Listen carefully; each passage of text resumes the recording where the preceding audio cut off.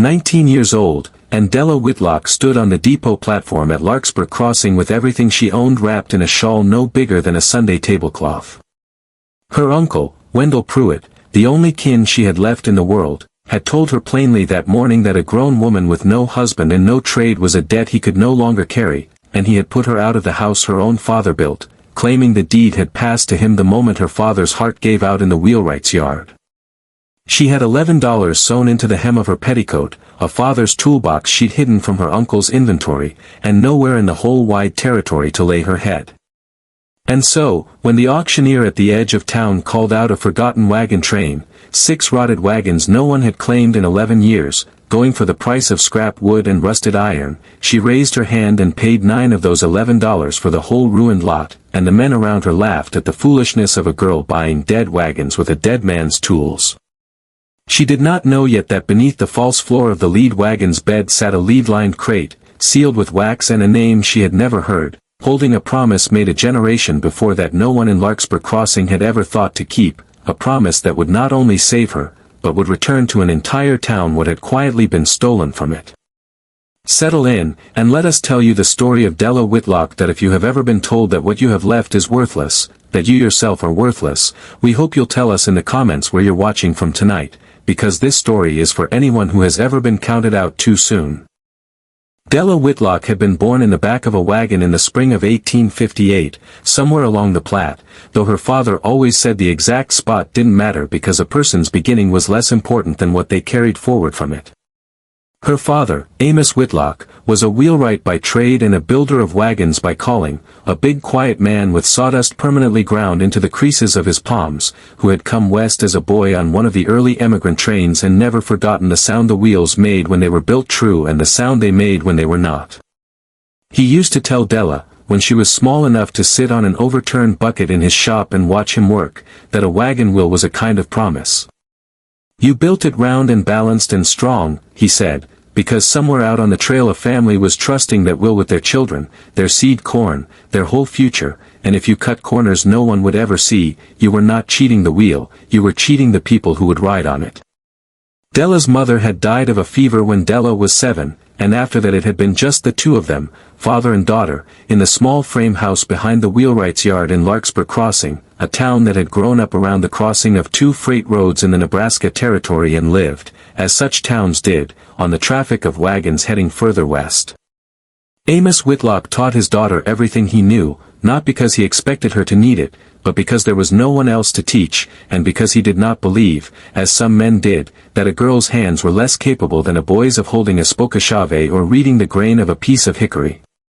By the time Della was 12 she could true a wheel as well as any journeyman in the territory. By 15 she could look at a wagon that had been abandoned or wrecked and tell you, almost at a glance, whether it was worth saving or whether the wood had gone past redemption, whether the iron could be reforged or whether it had been ruined by rust past any blacksmith's mercy. Her father used to say that most people looked at a broken thing and saw only the breaking, but a person with a true eye could look at the same broken thing and see what it had been built to be, and could often see a way to bring it back. That, he told her more than once, was the most valuable skill a person could carry into a hard world, more valuable than money, because money could be taken from you but a trained eye could not. It was in those years, too, that Della first heard the old story that hung over Larkspur Crossing like smoke that never quite cleared, the story of the Bellwether Company. Before the town had a proper name, back in the early 1860s, a man named Thaddeus Bellwether had organized a mutual emigrant company, gathering together some 30 families bound west, each of them paying into a common trust so that if any one family's wagon or team or provisions were lost along the way, disaster to sickness to river to accident, the trust would see them made whole again, rebuilt, resupplied, and kept moving with the rest. It was, Della's father always said with a note of real admiration in his voice, a decent and uncommon idea, families looking after families, the strong carrying the weak until everyone reached the promised ground together. But the story did not end decently. Somewhere along a swollen crossing of the Loup River, in the spring before Larkspur Crossing had its first proper building, the lead wagons of the Bellwether train were lost in a flash flood that took 2 lives and scattered the company's animals for miles. Thaddeus Bellwether himself was never seen again, and in the months that followed, as the surviving families picked themselves up out of the mud and tried to rebuild, word spread that Bellwether had absconded with the whole of the trust, every dollar the families had paid in for their common protection, and had simply vanished rather than pay out what he owed. The surviving families, ruined and disillusioned, scattered, some pressed on west with nothing, some turned back, some simply settled where they stood because they had no strength left to go further, and it was from a handful of those last families that the town of Larkspur Crossing had eventually grown. Amos Whitlock's own father had been one of them, which was, he told Della, part of why he had become a wheelwright in the first place. He had grown up believing that a wagon that failed you meant more than lost cargo, and he had spent his life trying to make sure no family who bought a wheel from him would ever be failed the way his had been failed by Thaddeus Bellwether's broken promise. It was a story Della had heard so many times she could have told it herself, and she never once, in all those years, imagined she would have any part in it. Amos Whitlock died in the winter of 1877, of a fever that came on fast and took him in 11 days, and with him went the only steady ground Della had ever stood on. The wheelwright's shop and the little house behind it had never been formally deeded to Amos outright. Years before, when times were lean, Amos had borrowed against the property from his business partner and creditor, a shrewd, soft-spoken man named Wendell Pruitt, who ran the freight and land office at the good end of Larkspur Crossing Single Street and who had, over 2 decades, quietly become the wealthiest man in the county. Della had always known her uncle by marriage. He had married her father's late sister years before she herself died, as a man who smiled easily and said little, and it was not until the week after her father's burial that she understood how much could hide behind a man's easy smile. Wendell Pruitt sat her down in his office, its walls hung with framed deeds and surveyor's maps, and told her, not unkindly, that the debt her father owed him had never been settled, that the note gave him clear right to the property upon Amos's death, and that he intended to exercise that right. He offered her, he said, a generosity she ought to be grateful for, passage money and a small stipend if she would go quietly to a cousin of her mother's in Ohio and trouble him no further. When Della, stunned, asked whether there was truly nothing of her father's left to her, Wendell Pruitt spread his hands and said that a young woman alone had no real use for a wheelwright's shop, and that he was only doing what any sensible businessman would do. She did not go to Ohio. She took the $11 she had managed to keep from her father's strongbox before Pruitt's clerk finished the inventory. She took her father's toolbox because no clerk had thought a box of chisels and spokeshaves worth listing, and she walked out of Larkspur Crossing's good end and down toward the rail depot at the edge of town, not entirely sure where she meant to go, only sure that she would not beg her uncle for anything more.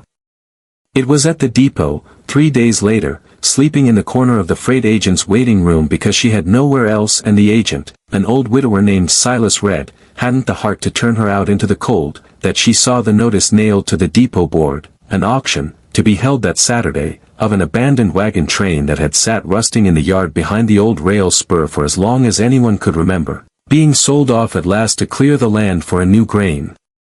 warehouse.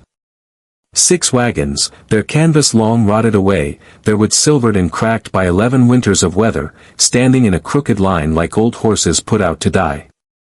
Everyone in town called them the Bellwether wagons, though no one seemed entirely sure why, only that they had turned up abandoned at the rail yard's edge sometime in the 60s and no one had ever claimed them, and over the years people had simply stopped seeing them at all, the way a person stops seeing a stump they pass every day. When Saturday came, Della stood at the back of the small crowd that had gathered more out of curiosity than intent to buy, and when the auctioneer, half joking, called for an opening bid on the whole worthless lot, she heard her own voice before she had quite decided T. There was laughter, not unkind exactly, but the laughter of people who could not imagine why a 19-year-old girl with a bundle under her arm would spend nearly everything she owned on 6 wagons too rotten to pull a load of hay. No one else bid. The auctioneer, glad to be rid of the eyesore, banged his gavel and the wagons were hers, and Silas Red, watching from his depot window, shook his head and said under his breath that grief made people do strange things. Della spent that first night simply walking among her purchase in the fading light, running her hand along splintered sideboards the way her father had taught her to read a piece of wood, and it was on that first slow walk that her trained eye caught what a careless glance would have missed. 5 of the 6 wagons were exactly what they appeared to be, ruined beyond any sensible repair, their axles rusted solid, their box beds cracked through. But the sixth, the lead wagon, the one that must once have traveled at the head of the train, had been built differently from the others, its bed floor doubled, an extra layer of oak planking laid beneath the visible floorboards in a way that made no practical sense for hauling ordinary freight, unless a person had wanted to hide the fact that there was a space beneath. Her father had shown her, once, how the freighters sometimes built false floors into their lead wagons to smuggle a strongbox past bandits or river tolls, and something in her chest went very still and very awake as she knelt in the dying light and began, with the flat edge of one of her father's chisels, to work loose the nails of the upper floorboards. It took her the better part of an hour, her fingers stiff with cold, before the boards gave way, and beneath them, resting in a shallow compartment lined with oiled canvas gone black with age, sat a single crate, small enough to lift. It seemed sealed all around with lead sheeting hammered flat and soldered at the edges, and pressed into a disc of wax on its lid, half crumbled but still legible, a single word stamped deep, Bellwether. She did not open it that night. She sat beside it for a long while in the dark, her hand resting flat on the cold lead, and felt, for the first time since her father's death, that the world had not entirely finished with her yet. It took Della 3 days to work up the courage and the tools to open the lead crate properly, because some part of her understood, without being able to say why, that whatever was sealed inside had been sealed by someone who wanted it to survive fire and flood and years, and that opening it carelessly might undo what its maker had worked to protect. On the third evening, in the borrowed lamplight of Silas Red's depot office, with the old freight agent watching in curious silence, she pried the soldered seam with her father's smallest chisel and lifted the lead lid away.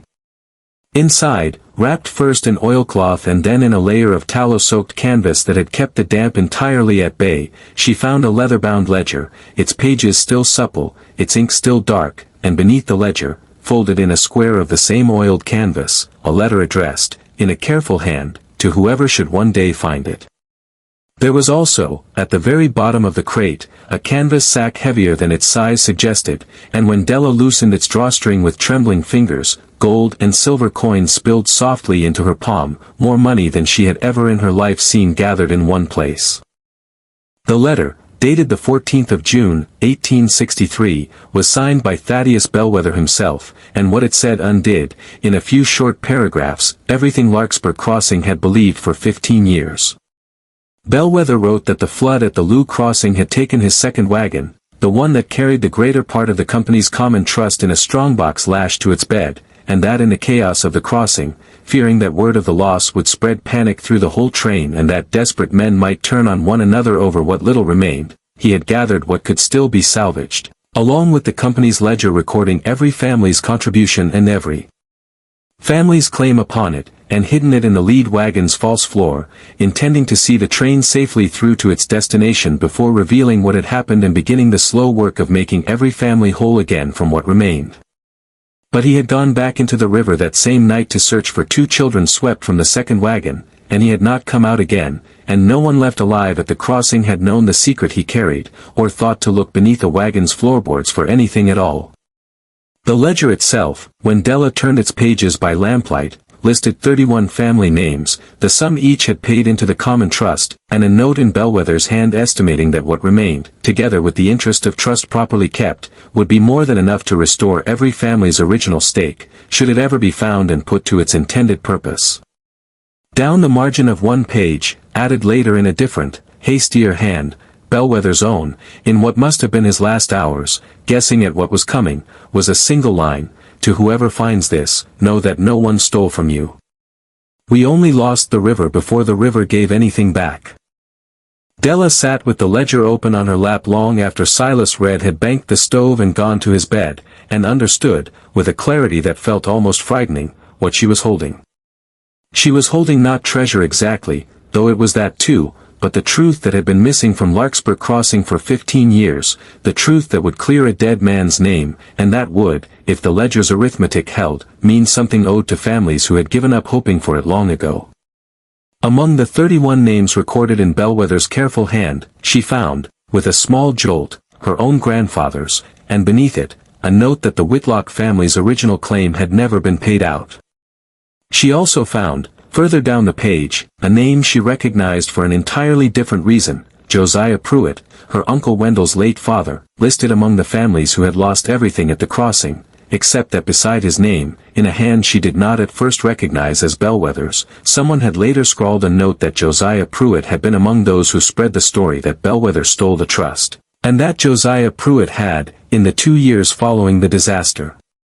quietly begun buying up the abandoned claims and half-ruined homesteads of families too broken to rebuild, at prices so low they amounted to charity extended only to himself. She understood, then, sitting in the cold depot office with a dead man's confession in her lap, why Wendell Pruitt's family had grown so wealthy while so many of the old Bellwether families had stayed poor. The wound the town believed had been dealt by one vanished stranger had in fact been widened, deliberately, by a neighbor who profited from everyone else's despair, and who had every reason in the world not to want a lead crate ever found. It did not take long for word to travel that the strange Whitlock girl who'd bought the ruined wagons had found something in them, and it took even less time for that word to reach Wendell Pruitt himself. He came to the depot 3 days after Della had opened the crate, immaculate in his good coat despite the mud of the road, and he did not raise his voice, because he never raised his voice, but he told her plainly that whatever she believed she had found belonged, by every reasonable claim, to the estate of the man who had originally organized the wagons, and that as the leading landholder and the closest thing the old Bellwether company had to a surviving officer, he would be within his rights to take possession of it for proper adjudication. Della, who had spent 3 sleepless nights memorizing every name on Bellwether's ledger, asked him plainly, in front of Silas Red, whether he had ever heard, growing up, that his own father's name was on that very list of ruined families, and watched something behind Wendell Pruitt's easy smile go still and cold for just a moment before he recovered himself and said that old rumors were not evidence of anything. He left without the crate, but he did not leave the matter alone. Within the week, notices had been quietly circulated in town suggesting that the girl at the depot was hoarding stolen company property, that her claim to the wagons themselves was questionable given her father's outstanding debts, and that decent people ought to be cautious about a woman who had appeared from nowhere with a story about buried gold. Some of the townsfolk, especially those who owed Wendell Pruitt for land or freight or credit at his store, began to give Della wary looks on the street, and Silas Red warned her, gently, that a man with Pruitt's reach could make life very hard for a girl with no family and no standing. But Della had inherited more from her father than a trained eye for broken wood. She had inherited his stubbornness, and his belief that a promise, once made, deserved to be kept even when keeping it was inconvenient for powerful people. Instead of hiding the ledger, she began, quietly and carefully, to seek out the descendants of the 31 families named in it, many of whom still lived within a day's ride of Larkspur Crossing, tenant farmers on land that had once been their own, or hired hands working fields that had once carried their grandfathers' names. She showed them the ledger pages that concerned their own families, let them see Bellwether's confession in his own hand, and told them plainly what she believed it meant. Word spread faster than Wendell Pruitt's notices could contain it, because there is no rumor more powerful than the truth arriving at last for people who have waited 15 years to hear it, and by the time Pruitt understood what was happening, half the old Bellwether families in the county already knew that a wagon train girl had found their grandfather's stolen trust, and that his own father's name sat among the wronged and, if the later note was to be believed, among the wrongdoers both at once.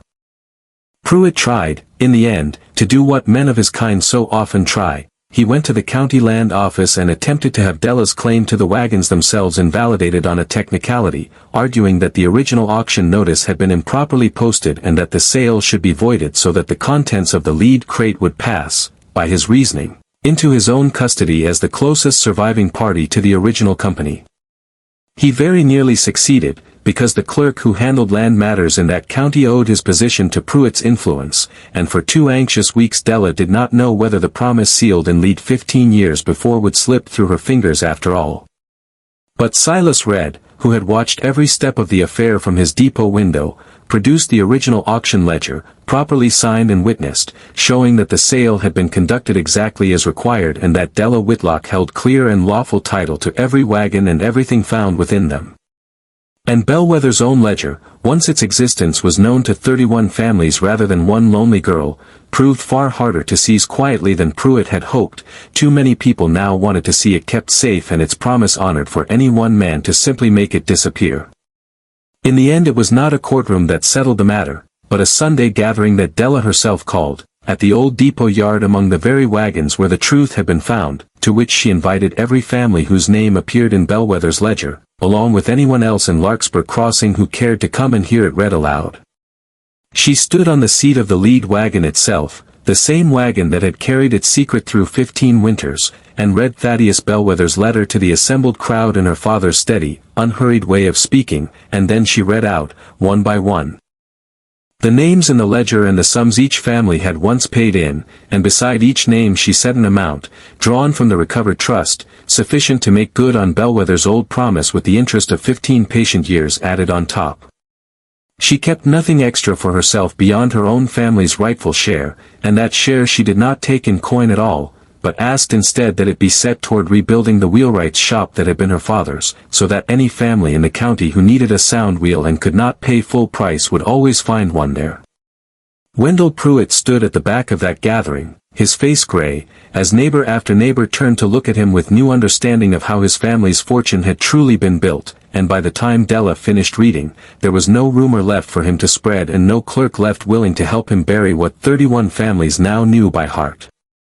He did not go to prison, for the law found no clean way to punish a fraud committed by a father a generation gone, but something quieter and, in its way, more lasting happened to him. The town he had ruled through easy smiles and careful debts began, one family at a time, to stop trusting him, to take their freight and their custom elsewhere, until the good end of Larkspur Crossing Street was no longer quite so good for the man who lived there. 19 years old, and Della Whitlock had stood on a depot platform with nothing but $11 and a father's toolbox, cast out by a man who believed a girl alone was worth nothing at all. She had spent 9 of those $11 on 6 wagons everyone else had stopped seeing, and in doing so she had proven something her father had tried all his life to teach her. That the world is full of things people have decided are worthless simply because no one has troubled to look closely enough to see what they might still be carrying. The lead crate she found beneath a false floor held gold and silver, yes, but what it truly held was a promise 15 years overdue, and a dead man's name cleared of a theft he never committed, and 31 families given back not just money but the simple, dignified knowledge that they had not been foolish to trust one another after all. Della Whitlock did not set out to become the person who restored a town's faith in itself. She only refused to look away from a thing everyone else had already given up on, the same way her father had never looked away from a wheel that still had good wood left in it if a person only knew where to look. We think there is something worth carrying with us in that. So often the thing we are told to walk away from, a job, a home, a person, a version of ourselves, still has good wood left in it, if only someone is willing to kneel down in the fading light and look closely enough to see. Della never asked to be the one who found Bellwether's promise.